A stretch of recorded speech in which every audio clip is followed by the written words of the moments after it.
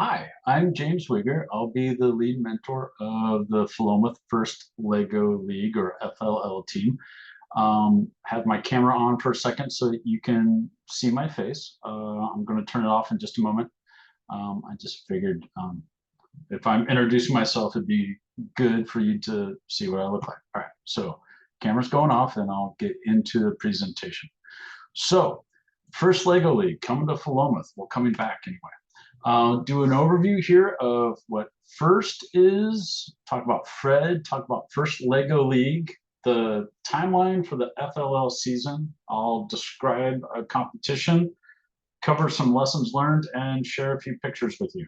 There is a teaser video that is already posted online. I'm not going to play that video in this recording. I'll share the link so that you can go find it and watch it at your own comfort level.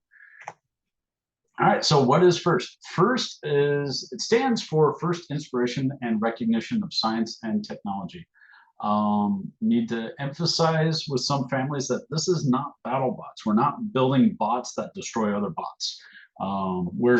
Everything is more positive than that. It was started in the 80s by Dean Kamen and Woody Flowers. Dean Kamen is an engineer, inventor, and businessman. He is kind of famous for making the Segway scooter that balances on two wheels. Woody Flowers was a professor at MIT. They got together and they decided they wanted to set up a friendly competition for younger students to get involved in science, technology, engineering, art, and mathematics. I put STEM on there. It should be STEAM. They really wanted it to be inclusive and accessible and positive experience for all of them. It reaches around the globe. There's only a few countries that don't have any FIRST robotics going on at all. FIRST has programs from ages 4 and up. We're not going that low. The Lego League is looking for 4th through 6th grade. We have some other robotics categories with bigger, more elaborate robots for the older kids up until 12th grade. So we're hoping to have a lot of opportunity in Philomath. Big focuses with FIRST is gracious professionalism, which is kind of self-explanatory, and cooperation. That is not a typo. We encourage the kids to cooperate while they're competing. So it's kind of a made-up word, but aren't they all? But it's a great aspect of FIRST, and it's part of why it's such a wonderful experience for everyone. I'll share kind of a paraphrased quote from Dean Kamen. This was during an interview where he really is proud of the fact that everyone involved in this program, whether they win the competition or not, everyone can go pro in this aspect. Robotics, engineering, all of this stuff. When you get to the higher levels of the robotics in FIRST, there's everything that you can think of: marketing, social networking, fundraising, so finances and stuff. All of those become a huge factor when the robots get bigger and the stakes are a little bit higher. All right, Fred is Philomath High School Robotics and Engineering Division. It's great branding. It's wonderful to walk into a room with a bunch of high schoolers and middle schoolers that are wearing yellow shirts and say, "Hey, Fred," and everyone turns and looks at you. It's pretty useful at an event when we've got other teams there to just say, "Hey, Fred." Anyway, it was started in 2001 by Tom Thompson. He was a science teacher at Philomath High School for a while. It's kind of fun. My personal relationship with Tom, he was one of my teachers when I was a high schooler. I was on a club that he was the mentor for. So he had to deal with me as a teenage boy when I was doing teenager things, thinking I had great ideas. He had to mentor me there, and now he's mentoring me, being a mentor. And also, some of my kids have been on Fred, so it's become this whole generational thing within the community. It's fun. So the two levels of robotics at Fred currently is first tech challenge. This is a medium-sized robot. It's an 18-inch cube, weighs about 25 pounds. And the team is limited to 15 members, I believe. So it's a medium-sized bot. The cost to register for competitions is kind of a medium-sized fee, and the teams are medium-sized in the number of people involved. First robotics challenge, that's the big show. A big bot about the size of a mid-sized refrigerator. The weight limit is about 120 pounds. The competition field is the size of a basketball court, with 6 robots going on that field at the same time. These bots they're big, they're powerful, they're fast. Some of them can shoot 3-point basketballs in rapid succession. They can move faster than a high school track athlete can sprint. It's impressive to watch. Fred is currently open for kids 7th to 12th grade. It looks like we've got the funding to set up a second FTC, or First Tech Challenge team. Lots of acronyms, so be prepared for that. We've got FRC, which is the big robot. We've got FTC, Tech Challenge, is the medium-sized robot, and FLL, that's the first Lego League that we're trying to get going now. But we've got some money lined up to start a second FTC team. And Tom's hope is that that new team can be kind of focused on 6th and 7th graders. And then we can put the high schoolers on the first team to give them a little more space to experiment with their ideas and their skill level, and kind of take ownership of what those teams do. The FRC teams are absolutely massive. There's some teams in Oregon that are 55 people, just huge. Fred is not that big. We're not that big of a school or a town, but we are a very mature team. Fred started before Corvallis and Crescent Valley had a team. It's one of the oldest teams still active, and definitely one of the oldest teams in Oregon. It's wonderful. All right, so first, Lego League. Obviously, we're dealing with Lego. These robots are much smaller. All of our kids can usually hold the robot with one hand. Usually, some of the robots get a little elaborate, kind of a two-hand carry kind of thing. We are trying to reach out for 4th and 6th graders to get them started on this wonderful program.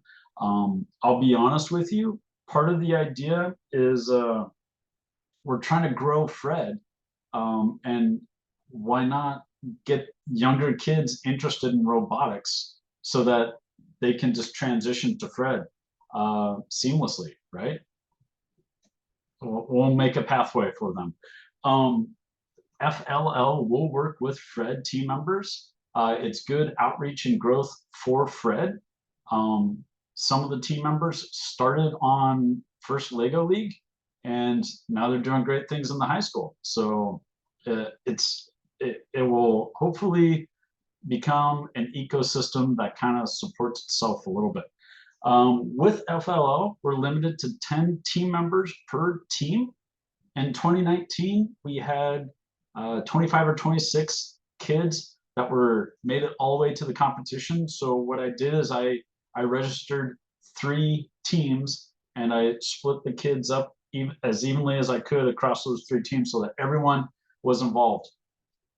We came up with some uniforms that had some commonality to them, but were distinct on their own for each of the sub teams within the Lego League team, layers of teams. Kids are going to work together to create a robot that will compete in the robotic challenge. They'll be involved in improving the community at some capacity. And of course, they're going to discover ways to improve themselves and others through the process. Going over the timeline, the game has already been announced. That came out on the 1st of August. It's posted on YouTube, pretty easy to find. Um, we're at a time where I need to register at least one team. I know that we're going to have enough students for one team. I don't know if we have enough for two, maybe three. Uh, I'll I'll do that as needed. Early September, once we kind of get settled into the school routine, then we'll figure out the weekly meetings. I have some schedule limitations for with my own schedule right now that are going to create a challenge. Well, I'm sure we can figure out. There has to be a way. Early December is usually when like competition will happen. Um, the Oregon Robotics Oversight Committee, it's called ORTOP. I forget what that acronym spells out to. But after teams register and ORTOP is able to figure out where the teams are, they will announce the locations for the competitions. In 2019, we had one competition at Oregon State University. So transportation to it was pretty easy. It was a Saturday, started about 8 o'clock in the morning, went till about 4 in the afternoon. It was a big day, but it was a lot of fun. It was a good time, and I'm sure that transportation hopefully won't be a big obstacle this year. Um, Postseason, the plan was to keep working on software and problem solving. When I started during the 2019 and 2020 school year, we came back from winter break. We got going during the spring, and then that's when COVID happened. So it made it difficult. We found some resources um, that facilitated the continuation of learning, but 2020 COVID, it was just a big challenge. So FLL kind of like fell off, but now we're trying to bring it back. So the competitions, big focuses of the competitions are gracious professionalism and cooperation. At the higher level, there are alliances. There's no alliances per se in FLL. The four categories that will be looked at is core values, robot design, and the programming that goes with it, how the team does during the robot game, which there'll be a couple heats, you might say. The game lasts for 2.5 minutes, and you'll compete against a variety of other teams, and you have to kind of cooperate with the team that you're competing with at the same time to improve your points. There's also an innovation project, which is just being involved in the community. I didn't put a strong emphasis on this in 2019. My goal was just to get the kids to the competition. I succeeded in that. We'll see what we can do this year. Now that we have a better idea of what the competition is going to look like. Lessons learned in 2019. Gotta have 2 to 3 members per team. So yeah, at least one of them needs to be 18 years or older and registered with the first website. Got to have a background check and everything done so that we're taking care of other people's kids. So we got to make sure that we're safe. Again, some of the Fred high school age members are interested in helping out with the more technical aspects, so you don't have to stress about that too much. But I do need help from parents or any interested party. You don't have to know robotics. You don't have to know computers. You don't have to know how to build with Lego. If you know how to spell Lego, you're qualified. So please come help. The last time we tried this, we programmed the robots using Windows computers at the school, and then we used Chromebooks at the competition. That was kind of a disaster. The Chromebooks were not as capable as the Windows computers. That's a problem that we've solved this year. We've been donated some Windows laptops, so that will help out a lot. We'll have to identify some special team members like battery monitor and someone that saves software at the end of work sessions. That was a steep learning curve last time around. An important aspect of this is that the intent is adults and mentors are hands off of the robots. We can, if the kids are having trouble physically building a robot, maybe it's just a hand strength thing. We can help out with that. But really the idea is that the kids are thinking of solutions and thinking of design and thinking of strategies and everything, and we're just there to help them.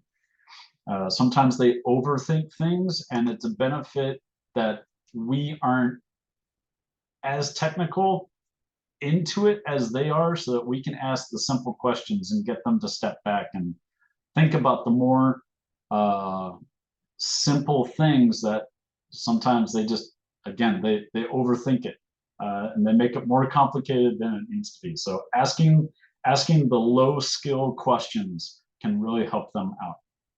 I got this unanswered question at the bottom. We'll come back to that, not during this presentation, but way later on. This is something to think about for future seasons. Here's an example of the software. It's drag and drop. Some of your kids might see this and be like, oh, that's Scratch. So they're already familiar with it. It's pretty intuitive. As far as a mentor, you see we've got these categories on the left. You click on a category, it gives you a palette. You drag and drop over onto the right, and you see how they kind of puzzle piece together. So it creates this flow that goes down here. This little thing says repeat until. So whatever is inside there, the robot is going to keep doing that until whatever this action is right here. As far as us helping the kids troubleshoot, you just got to ask the kid, like, what is your program supposed to be doing with your robot, right? And hopefully they can explain it to you. If they can't explain it, then the program's not a good program. If they can explain it, then we're on the right track. And a lot of times it's really as simple as you start going down here, you look, this is a motor right here, and it's supposed to be plugged into port C. There's 4 motor ports on the robot, A, B, C, and D. Yeah, most of the time that they need help from a mentor for troubleshooting stuff, it's as simple as, I see your software says motor C, and when I look at your robot, there's nothing plugged into port C. So do you want to change your software or change that cable where it's plugged in on the robot? And it's up to the kids to figure out how to solve that one. So it's, again, having a lower skill level on this stuff actually helps these students out, because we ask simple, basic questions that gets them to stop overthinking things. Here's an example of a work session. We've got, this is me in the background with the orange shirt. This is another parent / mentor that's helping out. He was, I think he was just saving some backup software on his computer with a thumb drive. We got a couple different kids around the table here trying out different pieces of software with their robots. This is the game from the 2019 year. It's different every year. This computer back here has a little bit of software on it. It was different software back then. It flowed from left to right. New stuff flows from top down. That's the big difference. It's still the exact same idea. So it's really easy to learn all this stuff. Yeah. All right, here's we got a few photos of the competition. This is the actual competition field. And what I was talking about, that the teams cooperating with the other teams, we've got our team here with the white shirts and the black sleeves. This is their robot running on the competition field. We've got this other team here. They've got their robot where I don't exactly see where it's at on the field, but there's this bridge here, and it's got these little red flags. The end game, the last few seconds of the 2.5-minute competition, your robot needs to go up this bridge and press that flag. And you get both teams on this one got extra points if both robots could press their flags. So that's the cooperation aspect of the competition. It benefits each team to work with the other team that they're competing against. So it makes for some fun strategies. Here's a picture of the pit area during the competition. This was a no parent zone. This was team members and mentors only. Parents had to wait outside. They could watch the competition field. They had a sitting space. They could watch the practice field and everything. They could come to the door and say, hey, come here, I got a snack for you. But the parents weren't allowed in the pit area. So it gave the kids kind of a, sometimes the kids need a safe space. So this was for them. Here's the practice field. You could see the competition table going on in the background. This was available the whole day of the competition, so that kids could try stuff out, see if a little adjustment to their software or their robot would make things better or worse. So yeah, lots of fun. This was at the end of the competition. This was really cool. We got the Oregon State Robotics engineering team. Some of them are alumni from Fred. So it's great that this community was small enough that we could have a few young robotics members. I don't think we had any high school robotics kids at this event, but we've got young ones, we've got college age ones, and we'll have high school ones all throughout the community. So it was pretty cool. This was the award ceremony. During that, they handed out awards for each of the 4 categories that I talked about earlier. They also have like a best overall one. So it's not guaranteed that your kid gets a trophy, but they make it pretty fair, pretty equitable across the board. You don't have to be like as well dressed as this team over here to win an award. You don't have to have the best bot during the competition to win the award. Sometimes just having a great attitude there gets you an award. So it's pretty good stuff. Got this teaser video. I'll share the link for this. I don't want to play it on this recording right here, but that's the end of my video. You can post whatever questions you have either under this video, or you can shoot me an email if you have my email address already. So that's it. Thank you.